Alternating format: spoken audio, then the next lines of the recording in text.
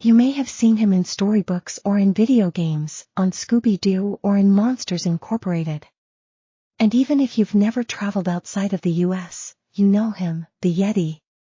You might call him the Abominable Snowman, and we'll actually talk about that name and why it's a pretty big deal in the history of Yeti lore.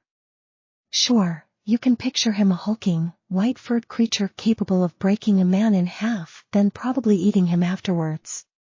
Would you be surprised to find out that's a fairly recent addition to the story?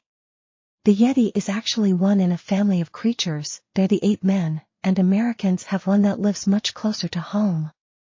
He's called Bigfoot or Sasquatch, but the idea is basically the same. The Yeti is reclusive, mysterious, and intelligent, and he lives in remote areas throughout the Himalayas. There's something incredibly enduring about the idea of the ape man. Do some digging, and it turns out that every continent has their own version of him except, of course, Antarctica. In Australia, says National Geographic, he's called the Yowie.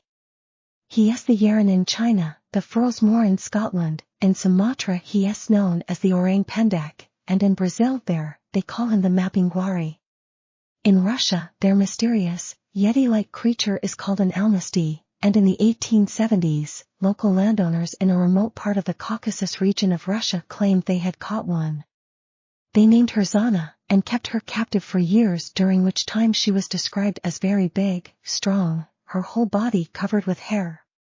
Zana gave birth to 4 children during her captivity, and some of her descendants are still alive today. According to Professor Daniel Kapper, the original Yetis of the Himalayan region were actually super nice. Temple art in Tibet depicts them as happy, smiling creatures that are very human-like, and there's a ton of stories about the kindness of individual Yetis. Alright folks, if you want more such videos, make sure you subscribe to Oddity and hit that bell icon too. Adios.